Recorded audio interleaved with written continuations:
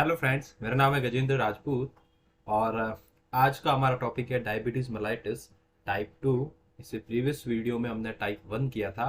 अगर वो वीडियो आपने नहीं देखा है तो जाके प्लीज़ देखिए।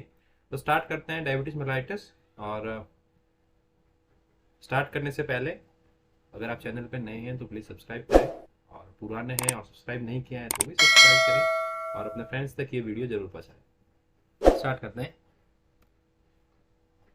डेफिनेशन से स्टार्ट करते हैं। डेफिनेशन वही है जो मैंने आपको 2 बार ऑलरेडी बता चुका हूं मैं, इंट्रोडक्शन ऑफ डायबिटीज मेलाइटिस वाले वीडियो में और फिर टाइप 1 डायबिटीज मेलाइटिस में भी।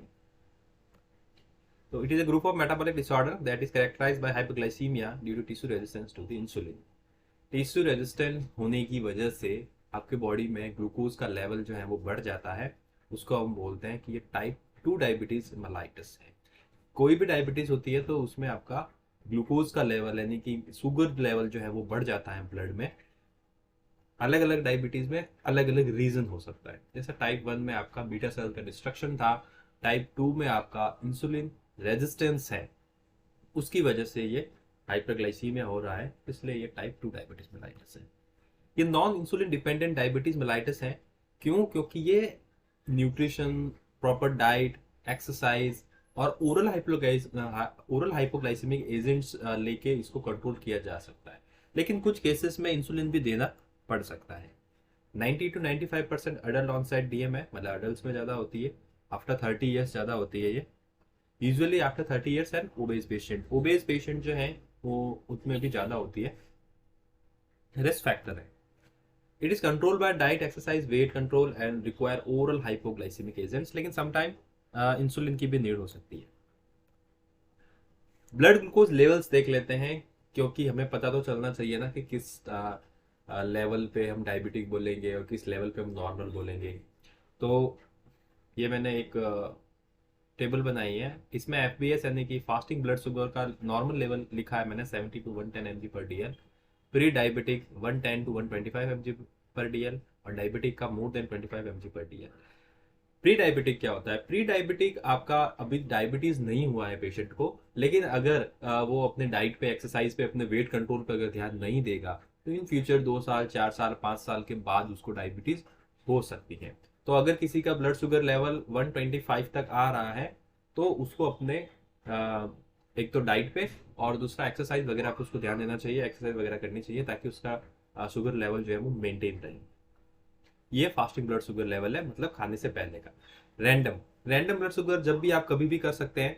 उस टाइम पे अगर वो लेस देन 200 आता है तो दैट इज नॉर्मल, और मोर देन 200 आता है तो वो आपका फिर डायबिटिक पेशेंट में। इसमें प्री डायबिटिक का कोई सिनेरियो नहीं है।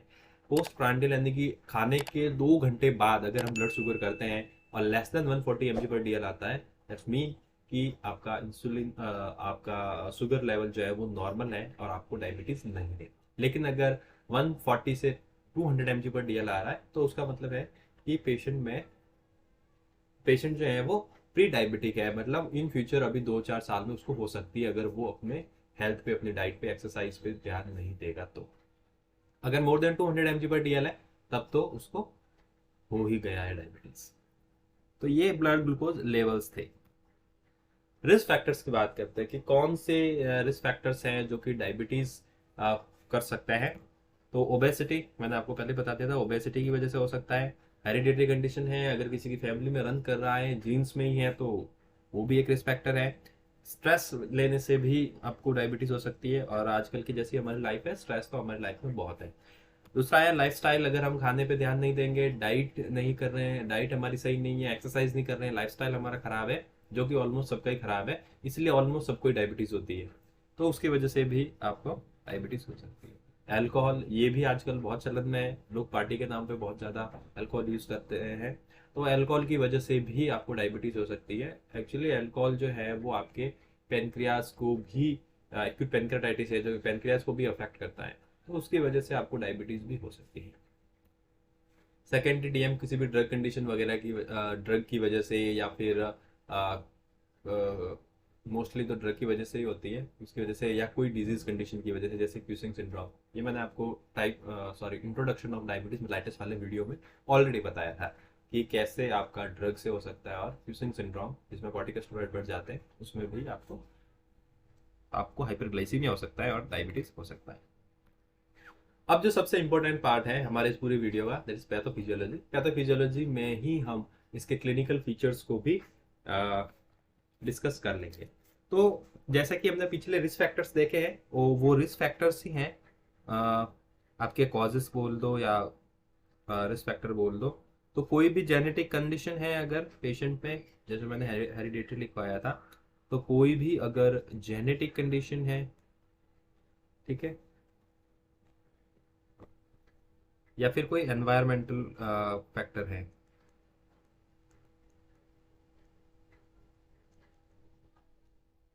एनवायरमेंटल फैक्टर में क्या आएगा, जैसे ओबेसिटी है, ठीक है, अगर किसी को हाइपरटेंशन है, हाइपरटेंशन वालों को भी ये कंडीशन हो सकती है। किसी का लाइफ स्टाइल खराब है ना, खाने पीने पे ध्यान नहीं देते, डाइट एक्सरसाइज पे ध्यान नहीं देते, वैसे कोई नहीं देता आजकल। और जेनेटिक में क्या है कि ट्विंस, आइडेंटिकल ट्विंस है तो ठीक है, फैमिली में रन कर रही है अगर डिजीज तो जीन में ही है तो ठीक है। तो उसकी वजह से क्या होगा कि जो रिसेप्टर्स हैं इंसुलिन के,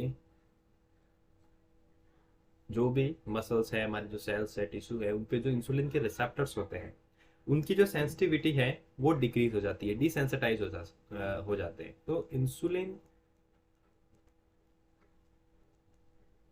रिसेप्टर्स सेंसिटिविटी डिक्रीजेस। जब ये सेंसिटिविटी डिक्रीज हो जाएगी इंसुलिन की, तो क्या होगा, सेंसिटिविटी डिक्रीज हो गई तो इंसुलिन जो है वो रेसिस्टेंस होगा, जो कि हमने देखा था आपके डेफिनेशन में, जिसमें लिखा हुआ था कि हाइपरग्लाइसीमिया हो रहा है। क्यों हो रहा है, क्योंकि इंसुलिन जो है वो रेसिस्ट हो रहा है। जो सेल्स है, जो टिश्यूज हैं, वो रेसिस्टेंस शो कर रहे हैं इंसुलिन के अगेंस्ट में। जब इंसुलिन रेजिस्टेंस होगा तो क्या सेल्स को ग्लूकोज मिल पाएगा। देखिए, आपको इंसुलिन का काम पता होना बहुत ज़रूरी है। वैसे मैंने अपने प्रीवियस 2-3 वीडियोस में इंसुलिन के काम ऑलरेडी बता दिए हैं कि इंसुलिन आपका कहाँ कहाँ पार्टिसिपेट करता है, ठीक है। तो एक तो ग्लूकोज को सेल के अंदर पहुंचाने के लिए क्या चाहिए आपको, इंसुलिन चाहिए सेल्स के अंदर डिपॉजिट करने के लिए। दूसरा, लिपोजेनेसिस, लाइपोजाइनेसिस भी करता है आपका इंसुलिन। तीसरा, प्रोटीन बिल्डिंग भी करवाता है हमारी बॉडी में, फैट का जो डिपोजिशन है उसको भी आपका करवाता है इंसुलिन। उसके अलावा ये पोटेशियम को भी आपके सेल्स में शिफ्ट कर देता है।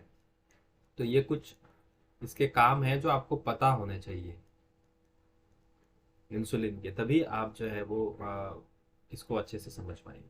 तो अगर इंसुलिन रेसिस्टेंस है, इंसुलिन अपना काम ठीक से, सॉरी, सेल्स अगर इंसुलिन से रेसिस्टेंस शो कर रही है, इंसुलिन रेजिस्टेंस हो रहा है, तो क्या ग्लूकोज सेल के अंदर ट्रांसफर हो पाएगा, ऑब्वियसली नहीं हो पाएगा। तो अगर सेल के अंदर ट्रांसफर नहीं हो पाएगा तो आपका जो ग्लूकोज का लेवल है वो आपके ब्लड में बढ़ जाएगा, और उसको हम क्या बोलते हैं, हाइपरग्लाइसीमिया। तो ये डायबिटीज तो आपको यहीं पे हो जाती है, ठीक है, हाइपरग्लाइसीमिया हो जाएगा। लेकिन टाइप 2 डायबिटीज मेलाइटिस में क्या होता है कि इनिशियली जब हाइपरग्लाइसीमिया होता है, क्योंकि इंसुलिन रेजिस्टेंस है ना, पेनक्रियाज से बीटा सेल से इंसुलिन सिक्रीट तो हो रहा है, लेकिन आपका इंसुलिन रेजिस्टेंस है, सेल्स उसको एक्सेप्ट नहीं कर रही। तो ये कंडीशन अराइज होने की वजह से हमारी बॉडी क्या है कि कंपनसेट करती है हमेशा ही किसी भी डिजीज कंडीशन के लिए। कोई भी अगर अनयूजुअल हमारी बॉडी में होता है तो पहले बॉडी अपने लेवल पे ही उसको ठीक करने की कोशिश करती है। हालांकि ये उसका पैतरा हमेशा ही गलत पड़ जाता है, लेकिन हमेशा तो नहीं कहूंगा मैं, क्योंकि बहुत बार होके कुछ चीजें ठीक भी हो जाती है और हमें पता भी नहीं चलता है। लेकिन मोस्ट ऑफ द टाइम जब डिजीज कंडीशन हो जाती है तो उस कंडीशन में ये होता है कि ये पैतरा आपका फेल हो चुका है। तो जब हाइपरग्लाइसीमिया हो जाएगा तो हमारा पेनक्रियाज क्या करेगा, थोड़ा इसके साथ कोप अप होने के लिए कि ताकि कंडीशन जो है वो मैनेज हो जाएगा, पेनक्रियाज क्या करेगा कि pancreas secret excess amount of insulin, insulin का एक्सेस अमाउंट जो है वो सिक्रीट करने लग जाएगा। वैसा नॉर्मली इंसुलिन कितना, एक दिन में कितना इंसुलिन सिक्रीट करता है? 40 यूनिट्स। ठीक है, इंसुलिन देते ना 10 यूनिट दे दो, 20 यूनिट दे दो, हमारा जो पेनक्रियाज है वो 40 यूनिट्स तक करता है। तो अगर 40 यूनिट्स तो नॉर्मली करता है, लेकिन एक्सेसिव अगर करेगा, इंक्रीज अगर हो जाएगा, तो क्योंकि अभी टिश्यू रेजिस्टेंस है, तो आप चाहे इंसुलिन कितना ही सिक्रेट करो, उसको तो वो एक्सेप्ट नहीं करने हैं। तो उस कंडीशन में इनिशियली आपको क्या हो जाएगा, हाइपर इंसुलिनेमिया हो जाएगा, मतलब इंसुलिन जो है वो बॉडी में बढ़ जाएगा।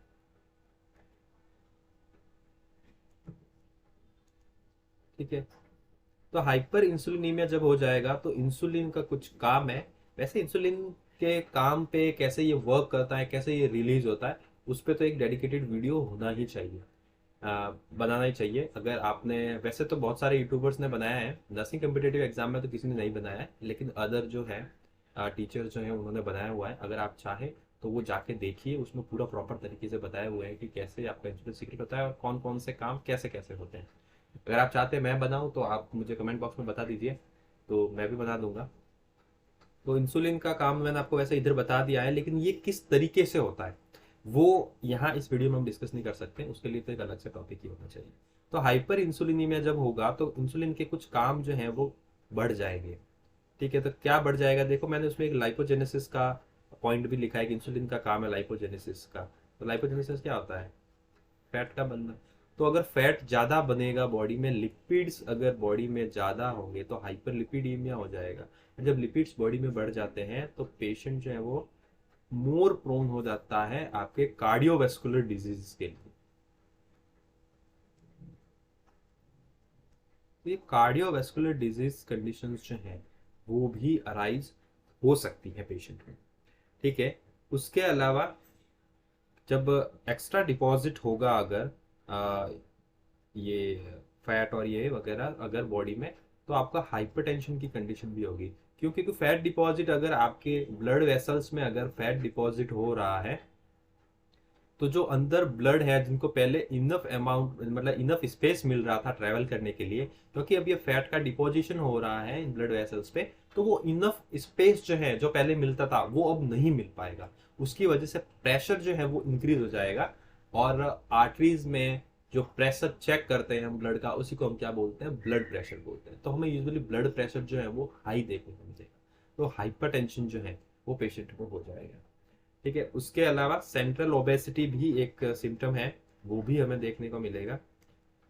क्यों देखने को मिलेगा ओबेसिटी, ओबेसिटी इसलिए देखने को मिलेगा क्योंकि इंसुलिन का काम होता है फैट का सही जगह पे डिपोजिशन करना। लेकिन अभी क्योंकि इंसुलिन ज्यादा सिक्रेट हो रहा है तो फैट जो है वो ज्यादा बनेगा। फिर फैट ज्यादा बनेगा तो ऑब्वियसली फैट आपको दिखेगा। इसीलिए आपको जो पेशेंट्स होते हैं डायबिटीज के, वो हमेशा मोटे मिलते हैं, आपको ओबेस पेशेंट ज्यादा मिलते हैं। तो ये आपका सेंट्रल ओबेसिटी भी इसमें देखने को मिलेगा। ठीक है, अभी ये क्या है, ये जो पेनक्रियाज ने जो इंसुलिन सिक्रेट किया एक्सेसिव, ये कुछ टाइम के लिए होता है, बहुत कम टाइम के लिए ये आपका होता है। उसके बाद ये मतलब थोड़े टाइम तक तो इंसुलिन बहुत ज्यादा सिक्रेट करता है, लेकिन उसके बाद जो है वो ये अमाउंट जो है वो डिक्रीज हो जाता है वापस। पेनक्रियाज को समझ आ जाता है कि कुछ नहीं हो सकता है, आप डिक्रीज कर लो, उसकी कैपेसिटी जो है वो खत्म हो जाती है। तो आफ्टर सम टाइम पेनक्रियाज क्या है, एबिलिटी जो एबिलिटी है सिंथेसिस करने की इंसुलिन की, वो डिक्रीज हो जाएगी। तो ability of pancreas to synthesis insulin is decrease। अभी अगर डिक्रीज हो जाएगी इंसुलिन की सिंथेसिस की कैपेसिटी पेनक्रियाज की, तो इंसुलिन अगर नहीं है तो आपको वापस क्या होगा, हाइपरग्लाइसीमिया होगा।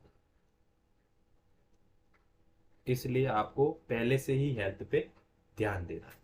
अब अगर आपने टाइप 1 डायबिटीज मेलाइटिस अगर पढ़ा है, जो मैंने पढ़ाया था, तब तो आप समझ पाएंगे कि हाइपरग्लाइसीमिया होने की वजह से कितने सारे आपके सिम्टम्स जो हैं वो आ सकते हैं, किस तरीके से आ सकते हैं। मैं थोड़ा सा आपको वैसे यहाँ पे वापस बता देता हूँ। देखिए जब भी आपकी बॉडी में हाइपरग्लाइसीमिया होगा तो अब बॉडी क्योंकि पॉपअप तो करना चाह रही है, हाइपरग्लाइसीमिया होगा तो ब्लड में ग्लूकोज का लेवल क्या है, ज़्यादा है। और मैंने अभी एक फ्लूइड एंड इलेक्ट्रोलाइट बैलेंस पे एक वीडियो बनाई थी, उसमें मैंने ऑन्कोटिक प्रेशर और हाइड्रोटिक प्रेशर को भी डिस्क्राइब किया है। तो उसमें मैंने आपको बताया, अगर नहीं देखा है तो वो जाके वीडियो देखिए, उसमें मैंने बताया है कि जब ग्लूकोज का लेवल ब्लड में बढ़ जाएगा तो ग्लूकोज जो है वो आपका क्या करता है, ये आपका पार्टिसिपेट करता है ऑन्कोटिक प्रेशर के लिए। तो ज़्यादा ग्लूकोज अगर ब्लड वेसल्स में इकट्ठा होगा तो ये आपके ऑन्कोटिक प्रेशर को जो है वो इंक्रीज कर देगा। जब ऑन्कोटिक प्रेशर इंक्रीज हो जाता है तो ये क्या करता है, ये जैसे आपकी ब्लड वेसल्स है इसमें ज़्यादा ग्लूकोज है तो ऑन्कोटिक प्रेशर यहाँ पे बढ़ा हुआ है, तो जो इंटरस्टिशियल स्पेस में सेल्स में ये जो फ्लूइड है ये सारा क्या खींच खींच के इस ब्लड वेसल्स में ले आएगा, ये ऑन्कोटिक प्रेशर की वजह से। तो आपके जो ब्लड वेसल्स है, इस ब्लड वेसल्स में एक्स्ट्रा फ्लूइड जो है एक्यूमुलेट हो जाएगा, वेस्कुलर फ्लूइड जो है वो क्या हो जाएगा, ज़्यादा हो जाएगा।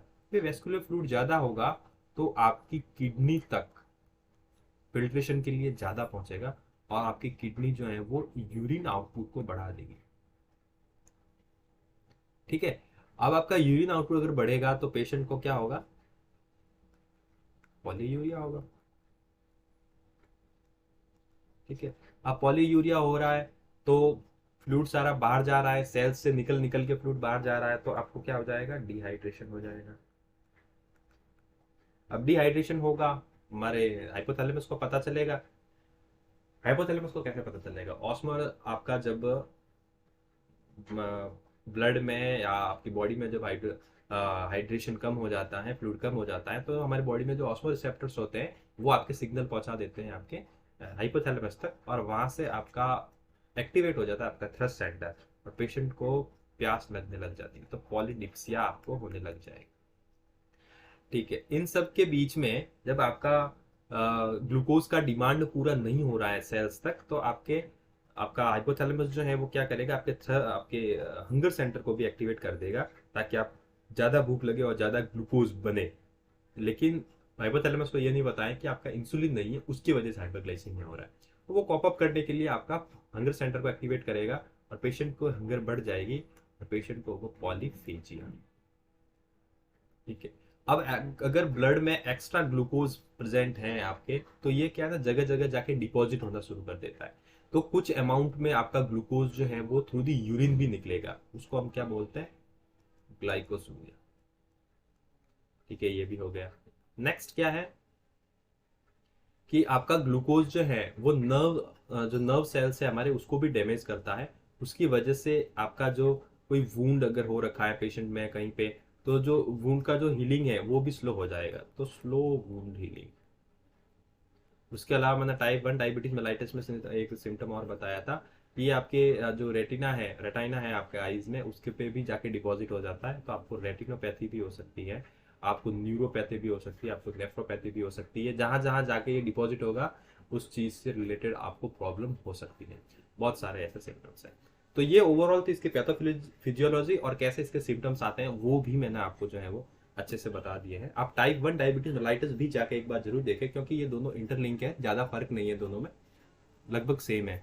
बस ये है फर्क दोनों में कि टाइप 1 डायबिटीज मेलाइटिस में आपका कीटो एसिडोसिस होता है, क्योंकि उसमें फैट का मेटाबॉलिज्म होता है। अब आप ये सोच रहे होंगे कि अगर उसमें फैट का मेटाबॉलिज्म होता है तो इसमें क्यों नहीं होता है। इसमें इसलिए नहीं होता है क्योंकि इसमें इंसुलिन जो है वो है, प्रेजेंट है हमारी बॉडी में, चाहे थोड़ा कम है लेकिन प्रेजेंट है, जो कि फैट के मेटाबॉलिज्म को नहीं होने देता है। इंसुलिन आपका फैट जो है वो आपका डिपॉजिट करता रहता है। लेकिन टाइप 1 डायबिटीज मेलाइटिस में आपका इंसुलिन बिल्कुल ही नहीं है, डेफिसिट है। तो जो फैट बिल्डिंग का जो काम है, जो लिपोजेनेसिस का काम है, वो बिल्कुल नहीं हो पाता है क्योंकि इंसुलिन तो है ही नहीं। तो आपका जो है वो उधर से फैट मेटाबॉलिज्म हो जाता है, और जब आपका फैट मेटाबॉलिज्म हो जाता है तो जो फैटी एसिड्स बनते हैं उससे आपका कीटो एसिडोसिस होता है। लेकिन इसमें इंसुलिन तो है, तो आपका फैट मेटाबॉलिज्म नहीं होगा, और फैट मेटाबॉलिज्म अगर नहीं होगा तो फैटी एसिड्स नहीं बनेंगे, कीटोन बॉडीज नहीं बनेंगे। कीटोन बॉडीज नहीं बनेंगे तो कीटो एसिडोसिस जो है वो पेशेंट को नहीं होगा।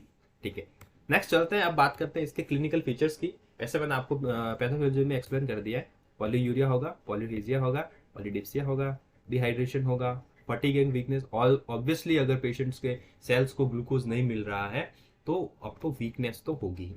विजन चेंजेस भी होंगे, मैंने आपको बताया, क्योंकि रेटिना पे जाके ये डिपॉजिट हो जाता है, तो आपके विजन चेंजेस भी देखने को मिलेंगे। Tingling and numbness in feet and hands obviously होगा, क्यों? क्योंकि आपकी नर्व्स सेल्स को भी ये डैमेज करने लग जाता है ग्लूकोज, जो एक्स्ट्रा अमाउंट जो है डिपॉजिट हो रहा है। इन्फेक्शन के चांसेस भी बढ़ जाएंगे, फंगल इन्फेक्शन के, मेनली फीमेल्स में वजाइनल इन्फेक्शन के चांसेस जो हैं वो बढ़ जाते हैं। स्लो वुंड हीलिंग, हाइपरग्लाइसीमिया आप सबको पता है, और ग्लाइकोसूरिया। तो ये इसके कुछ क्लिनिकल फीचर्स हैं। इन सब में मैं ज़्यादा टाइम वेस्ट इसलिए नहीं करूँगा, मैंने आपको पैथोफिजियोलॉजी में ऑलरेडी बता दिया है, इसलिए थोड़ा फास्ट फास्ट बता रहा हूँ। और टाइप 1 डायबिटीज मेलाइटिस में भी मैंने ये डिस्कस करा है, तो इसलिए थोड़ा फास्ट। नेक्स्ट है आपका डायग्नोसिस, किसको डायग्नोस कैसे करेंगे? तो डायग्नोसिस आपका फास्टिंग ब्लड शुगर जो है वो मैंने आपको बताया था, मोर देन आपका 125 आएगा। अगर 125 तक आता है, 125 से नीचे आता है 124 तक, 100 से 124 तक, तो हम उसको प्री डायबिटिक बोलते हैं। लेकिन अगर 125 से ज़्यादा आ रहा है तो हम उसको फिर डायबिटिक बोलेंगे। ठीक है। 2 आवर पोस्ट प्रांडियल अगर 200 से ज़्यादा आ रहा है तो भी आपको उसको डायबिटिक है। रैंडम ब्लड शुगर 200 से ज़्यादा आ रहा है तो डायबिटीज़ है। ग्लाइकोसाइड HB यानी HbA1c, इसका जो नॉर्मल लेवल है वो 4 to 6 है, लेकिन अगर मोर देन 6 आ रहा है तो इसका मतलब है कि आप पेशेंट का पिछले लास्ट 3 मंथ का जो है वो शुगर लेवल बढ़ा हुआ है। ये HbA1c आपका लास्ट 3 मंथ का शुगर लेवल बता देता है कि ब्लड में लास्ट 3 मंथ में आपका कितना शुगर जो है वो एवरेजली रहा है। तो अगर 6 से ज़्यादा है तो इसका मतलब ये है कि पुअर मैनेज जो है वो पेशेंट ने अपने आप को किया है, डाइट एक्सरसाइज पे, या जो ओरल हाइपोग्लाइसेमिक एजेंट उसको एडवाइस हुए होंगे शायद वो टाइम पे नहीं ले रहा है, तो पेशेंट जो है वो पकड़ा जाता है। कभी कभी ना पेशेंट क्या करते हैं कि डॉक्टर को दिखाने आते हैं ना, तब इंसुलिन लेके आ जाते हैं, तो उस टाइम पे उनका शुगर जब चेक करते हैं तो नॉर्मल आ जाता है। लेकिन डॉक्टर क्या है, स्मार्ट है, डॉक्टर उसका HbA1c करवा लेते हैं, और उसमें फिर समझ आ जाता है कि पेशेंट ने जो है वो पिछले 3 महीने में किस तरीके से अपने ओरल हाइपोग्लाइसेमिक एजेंट्स लिए हैं, नहीं लिए हैं, डाइट एक्सरसाइज पे ध्यान दिया है, नहीं दिया, उन सबको सब कुछ पता चल जाता है। नेक्स्ट है ग्लाइकोसाइड एल्बुमिन टेस्ट। ये आपके प्रीवियस 2-3 वीक की हिस्ट्री दिखा देता है, जिसका नॉर्मल लेवल है 11 to 16%। ये नया है, ये आप जरूर ध्यान रखें, ये वाला थोड़ा नया है, शायद आपने सुना होगा। ओरल GGG टेस्ट, ये एक ओरल GGG टेस्ट करते हैं, ग्लूकोज टॉलरेंस टेस्ट जिसको बोलते हैं, ये भी आप देख लीजिए। इसका मतलब क्या है कि आपका पेशेंट कार्बोहाइड्रेट को किस तरीके से जो है वो टॉलरेट कर पाता है, उसका ये टेस्ट है। क्या करते हैं इसमें, आपको 150 mg कार्बोहाइड्रेट्स जो है वो लेना है before 3 days of test. Test होने से पहले प्री प्लान जो ये टेस्ट होता है, आपको बताते हैं कि इस तारीख को आपका टेस्ट है, तो आपको पूरा समझाते भी है कि 3 days पहले आपको 150 mg कार्बोहाइड्रेट जो है वो कंज्यूम करना है एटलीस्ट। उसके बाद आपको कोई हैवी फिजिकल एक्सरसाइज नहीं करनी है टेस्ट के 24 घंटे पहले। ठीक है। कैफीन और टी बिफोर टेस्ट आपको अवॉइड करना है, क्योंकि ये ग्लूकोज के लेवल को आपके इधर उधर कर सकते हैं, कम ज़्यादा कर सकते हैं। उसके अलावा आप ओरल ग्लाइसेमिक एजेंट या इंसुलिन वगैरह अगर कुछ ले रहे हैं तो वो भी आपको विद होल्ड करना है उस टाइम पे, ताकि हमें प्रॉपर पता चल सके कि आपका शुगर लेवल क्या है, आपका ग्लूकोज टॉलरेंस जो है वो आपकी बॉडी में कैसे है।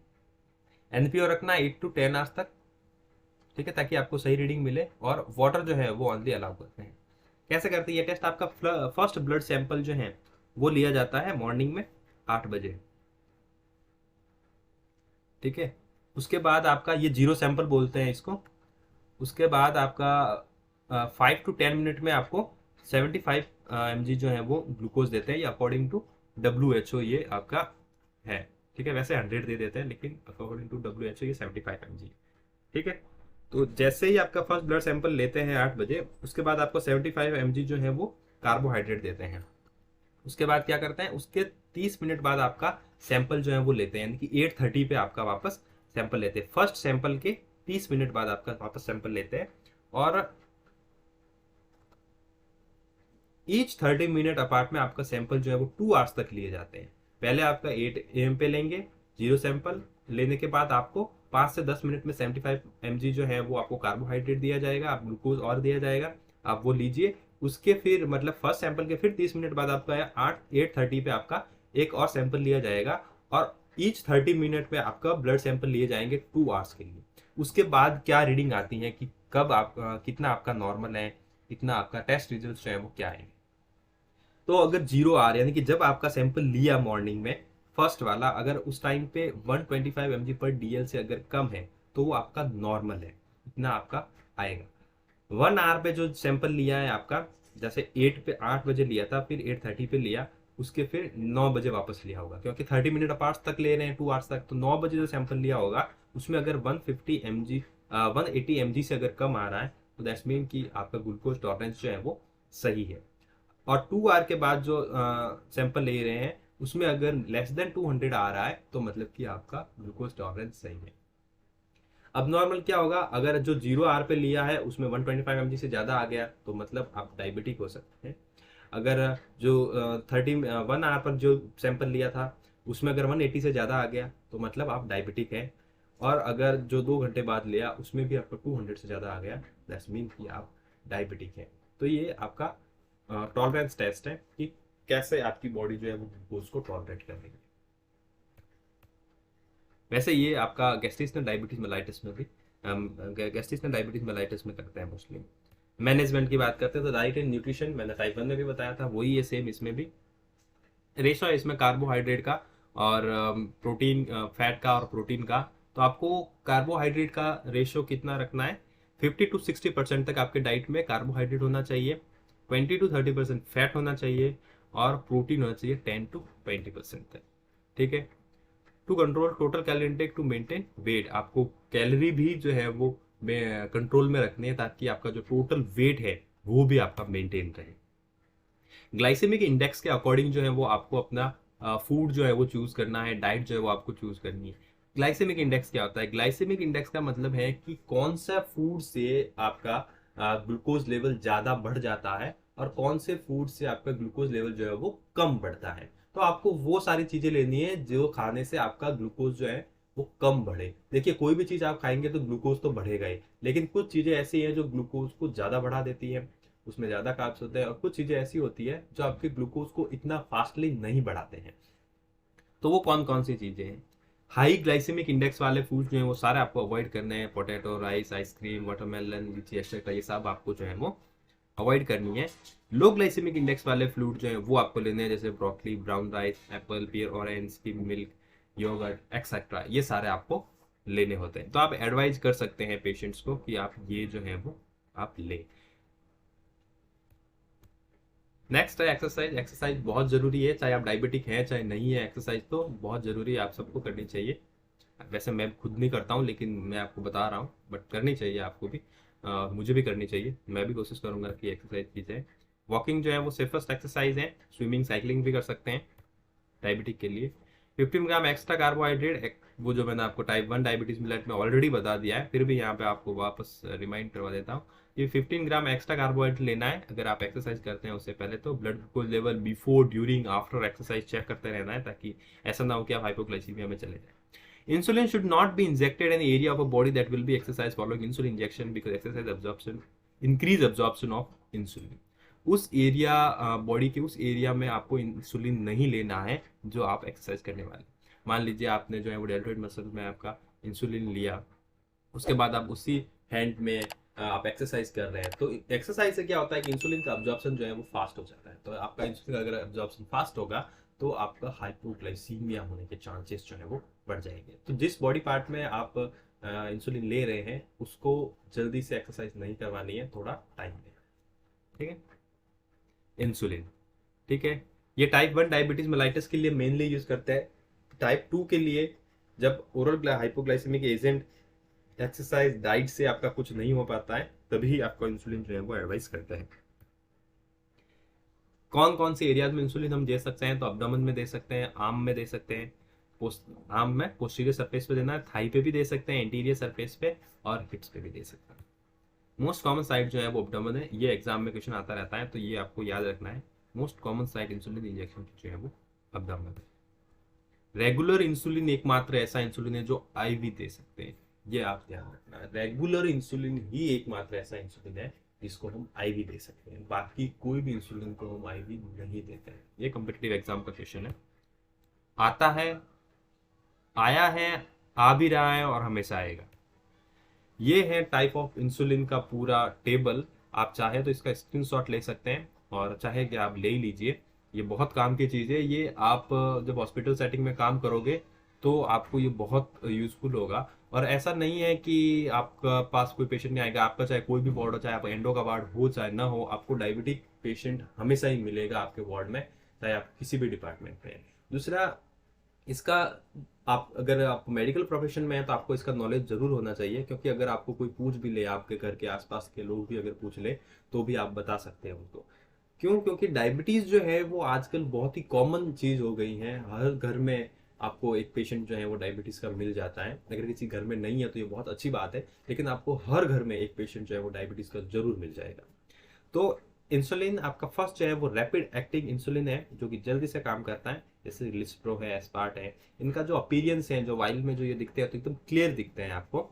ठीक है, इनका एक्शन जो है वो ऑन सेट 5 to 15 मिनट में आपको एक्शन जो है वो दिखने लग जाएगा। आपको नाम से ही पता चला ना, रैपिड एक्टिंग इंसुलिन है। इनके फोटोज आप जरूर देखें एक बार गूगल करके, और क्योंकि कभी कभी आ जाता है, वैसे इस पर नाम लिखा हुआ होता है बट फिर भी आप जरूर देखें।